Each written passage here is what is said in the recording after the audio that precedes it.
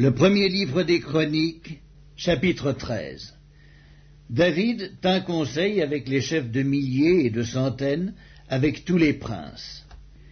Et David dit à toute l'assemblée d'Israël, « Si vous le trouvez bon, et si cela vient de l'Éternel notre Dieu, envoyons de tous côtés vers nos frères qui restent dans toutes les contrées d'Israël, et aussi vers les sacrificateurs et les Lévites, dans les villes où sont leurs banlieues, afin qu'ils se réunissent à nous, et ramenons auprès de nous l'arche de notre Dieu, car nous ne nous en sommes pas occupés du temps de Saül. » Toute l'assemblée décida de faire ainsi, car la chose parut convenable à tout le peuple. David assembla tout Israël, depuis le Shicor d'Égypte jusqu'à l'entrée de Hamath, pour faire venir de Kirjath-Jéarim l'arche de Dieu. Et David, avec tout Israël, monta à Baala, à Kirjath-Jéarim, qui est à Juda, pour faire monter de là l'arche de Dieu, devant laquelle est invoqué le nom de l'Éternel, qui réside entre les chérubins. Ils mirent sur un char neuf l'arche de Dieu, qu'ils emportèrent de la maison d'Abinadab.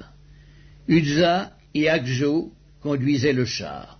David et tout Israël dansaient devant Dieu de toute leur force, en chantant et en jouant des harpes, des luths, des tambourins, des cymbales et des trompettes. Lorsqu'ils furent arrivés à l'ère de Kidon, Uzza étendit la main pour saisir l'arche, parce que les bœufs la faisaient pencher. La colère de l'Éternel s'enflamma contre Uzza, et l'Éternel le frappa parce qu'il avait étendu la main sur l'arche. Uzza mourut là, devant Dieu. David fut irrité de ce que l'Éternel avait frappé Uzza d'un tel châtiment, et ce lieu a été appelé jusqu'à ce jour Péretz Uzza. David eut peur de Dieu en ce jour-là, et il dit, « Comment ferais-je entrer chez moi l'arche de Dieu ?» David ne retira pas l'arche chez lui dans la cité de David, il la fit conduire dans la maison d'Obed-Édom de Gath. L'arche de Dieu resta 3 mois dans la maison d'Obed-Édom, dans sa maison. Et l'Éternel bénit la maison d'Obed-Édom et tout ce qui lui appartenait. Le premier livre des Chroniques, chapitre 14. Hiram, roi de Tyr, envoya des messagers à David, et du bois de cèdre, et des tailleurs de pierre, et des charpentiers, pour lui bâtir une maison.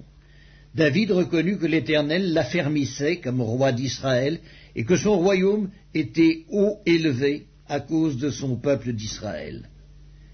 David prit encore des femmes à Jérusalem, et il engendra encore des fils et des filles. Voici les noms de ceux qui lui naquirent à Jérusalem. Shammua, Shobab, Nathan, Salomon, Jibhar, Éliskua, Elphélet, Noga, Népheg, Japhia, Éliskama, Béliada et Éliphélet. Les Philistins apprirent que David avait été oint pour roi sur tout Israël, et ils montèrent tous à sa recherche. David, qui en fut informé, sortit au-devant d'eux. Les Philistins arrivèrent et se répandirent dans la vallée de Réphaïm. David consulta Dieu en disant, « Monterai-je contre les Philistins, et les livreras-tu entre mes mains ?» Et l'Éternel lui dit, « Monte, et je les livrerai entre tes mains. » Ils montèrent à Baal-Pératsim, où David les battit. Puis il dit, « Dieu a dispersé mes ennemis par ma main, comme des eaux qui s'écoulent. C'est pourquoi l'on a donné à ce lieu le nom de Baal-Pératsim. Ils laissèrent là leurs dieux, qui furent brûlés au feu, d'après l'ordre de David. Les Philistins se répandirent de nouveau dans la vallée. David consulta encore Dieu, et Dieu lui dit, « Tu ne monteras pas après eux, détourne-toi d'eux, et tu arriveras sur eux vis-à-vis des mûriers. Quand tu entendras un bruit de pas dans les cimes des mûriers, alors tu sortiras pour combattre, car c'est Dieu qui marche devant toi pour battre l'armée des Philistins. » David fit ce que Dieu lui avait ordonné, et l'armée des Philistins fut battue depuis Gabaon jusqu'à Gézer. La renommée de David se répandit dans tous les pays, et l'Éternel le rendit redoutable à toutes les nations. Le premier livre des Chroniques, chapitre 15. David se bâtit des maisons dans la cité de David. Il prépara une place à l'arche de Dieu et dressa pour elle une tente. Alors David dit, « L'arche de Dieu ne doit être portée que par des Lévites, car l'Éternel les a choisis pour porter l'arche de Dieu et pour en faire le service à toujours. » Et David assembla tout Israël à Jérusalem pour faire monter l'arche de l'Éternel à la place qu'il lui avait préparée. David assembla les fils d'Aaron et les Lévites. Des fils de Kéhat, Uriel, le chef, et ses frères, 120. Des fils de Merari, Azaja, le chef, et ses frères, 220. Des fils de Gerscom, Joël, le chef, et ses frères, 130. Des fils d'Élitsaphan, Shemaéja, le chef, et ses frères, 200. Des fils d'Hébron, Eliel, le chef, et ses frères, 80. Des fils d'Uziel, Aminadab, le chef, et ses frères, 112.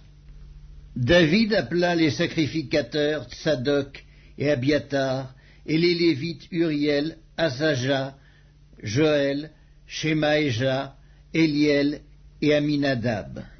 Il leur dit, « Vous êtes les chefs de famille des Lévites. Sanctifiez-vous, vous et vos frères, et faites monter à la place que je lui ai préparée l'arche de l'Éternel, du Dieu d'Israël. Parce que vous n'y étiez pas la première fois, l'Éternel notre Dieu nous a frappés, car nous ne l'avons pas cherché selon la loi. » Les sacrificateurs et les Lévites se sanctifièrent pour faire monter l'arche de l'Éternel, du Dieu d'Israël. Les fils des Lévites portèrent l'arche de Dieu sur leurs épaules avec des barres, comme Moïse l'avait ordonné, d'après la parole de l'Éternel. Et David dit aux chefs des Lévites de disposer leurs frères les chantres avec des instruments de musique, des luths, des harpes et des cymbales, qu'ils devaient faire retentir de sons éclatants en signe de réjouissance. Les Lévites disposèrent Héman, fils de Joël, parmi ses frères Asaph, fils de Bérekia, et parmi les fils de Merari, leurs frères, Étan, fils de Cuskaja, puis avec eux leurs frères du second ordre, Zacharie, Ben, Jahaziel, Shemiramoth, Jéhiel, Unni, Eliab, Benaja, Maaséja, Matithia, Eliphélé, et Mikneja, et Obed-Édom, et Jéhiel, les portiers. Les chantres, Héman, Asaph et Étan, avaient des cymbales d'airain pour les faire retentir. Zacharie, Aziel, Shemiramoth, Jéhiel, Unni, Eliab, Maaséja et Benaja avaient des luths sur Alamoth. Et Matithia, Eliphélé, Mikneja, Obed-Édom, Jéhiel et Azazia avaient des harpes à 8 cordes pour conduire le chant. Kenania, chef de musique parmi les Lévites, dirigeait la musique car il était habile. Bérekia et Elkana étaient portiers de l'arche. Shébania, Josaphat, Nethanéel, Amasaï, Zacharie, Benaja et Eliezer, les sacrificateurs, sonnaient des trompettes devant l'arche de Dieu. Obed-Édom et Jékija étaient portiers de l'arche. David, les anciens d'Israël et les chefs de milliers se mirent en route pour faire monter l'arche de l'alliance de l'Éternel depuis la maison d'Obed-Édom au milieu des réjouissances. Ce fut avec l'assistance de Dieu que les Lévites portèrent l'arche de l'alliance de l'Éternel. Et l'on sacrifia 7 taureaux et 7 béliers. David était revêtu d'un manteau de byssus. Il en était de même de tous les Lévites qui portaient l'arche, des chantres et de Kenania, chef de musique parmi les chantres. Et David avait sur lui un éphod de lin. Tout Israël fit monter l'arche de l'alliance de l'Éternel avec des cris de joie au son des clairons, des trompettes et des cymbales, et en faisant retentir les luttes et les harpes. Comme l'arche de l'alliance de l'Éternel entrait dans la cité de David, Michal, fille de Saül, regardait par la fenêtre, et voyant le roi David sauter et danser, elle le méprisa dans son cœur. Le premier livre des Chroniques, chapitre 16. Après qu'on eut amené l'arche de Dieu, on la plaça au milieu de la tente que David avait dressée pour elle, et l'on offrit devant Dieu des holocaustes et des sacrifices d'action de grâce. Quand David eut achevé d'offrir les holocaustes et les sacrifices d'action de grâce, il bénit le peuple au nom de l'Éternel. Puis il distribua à tous ceux d'Israël, hommes et femmes, à chacun un pain, une portion de viande et un gâteau de raisin. Il remit à des Lévites la charge de faire le service devant l'arche de l'Éternel, d'invoquer, de louer et de célébrer l'Éternel, le Dieu d'Israël. C'étaient Asaph, le chef, Zacharie, le second après lui, Jéhiel, Shemiramoth, Jéhiel, Matithia, Eliab, Benaja, Obed-Édom et Jéhiel. Ils avaient des instruments de musique, des luttes et des harpes. Et Asaph faisait retentir les cymbales. Les sacrificateurs Benaja et Jacaziel sonnaient continuellement des trompettes devant l'arche de l'alliance de Dieu. Ce fut en ce jour que David chargea la première fois Asaph et ses frères de célébrer les louanges de l'Éternel. Louez l'Éternel, invoquez son nom, faites connaître parmi les peuples ses hauts faits. Chantez, chantez en son honneur, parlez de toutes ses merveilles, glorifiez-vous de son saint nom, que le cœur de ceux qui cherchent l'Éternel se réjouisse. Ayez recours à l'Éternel et à son appui, cherchez continuellement sa face. Souvenez-vous des prodiges qu'il a faits, de ses miracles et des jugements de sa bouche, race d'Israël, son serviteur, enfant de Jacob, ses élus. L'Éternel est notre Dieu, ses jugements s'exercent sur toute la terre. Rappelez-vous à toujours son alliance, ses promesses pour 1000 générations, l'alliance qu'il a traitée avec Abraham et le serment qu'il a fait à Isaac. Il l'a érigé pour Jacob en loi, pour Israël en alliance éternelle, disant « Je te donnerai le pays de Canaan comme l'héritage qui vous est échu ». Ils étaient alors peu nombreux, très peu nombreux et étrangers dans le pays, et ils allaient d'une nation à l'autre et d'un royaume vers un autre peuple, mais il ne permit à personne de les opprimer, et il châtia des rois à cause d'eux. Ne touchez pas à mes oints, et ne faites pas mal à mes prophètes. Annoncez de jour en jour son salut, racontez parmi les nations sa gloire, parmi tous les peuples ses merveilles, car l'Éternel est grand et très digne de louange. Il est redoutable par-dessus tous les dieux, car tous les dieux des peuples sont des idoles, et l'Éternel a fait les cieux. La majesté et la splendeur sont devant sa face, la force et la joie sont dans sa demeure. Famille des peuples, rendez à l'Éternel gloire et honneur. Rendez à l'Éternel gloire pour son nom. Apportez des offrandes et venez en sa présence. Prosternez-vous devant l'Éternel avec de saints ornements. Tremblez devant lui, vous tous, habitants de la terre. Le monde est affermi, il ne chancelle point. Que les cieux se réjouissent et que la terre soit dans l'allégresse. Que l'on dise parmi les nations, l'Éternel règne. Que la mer retentisse avec tout ce qu'elle contient. Que la campagne s'égaie avec tout ce qu'elle renferme.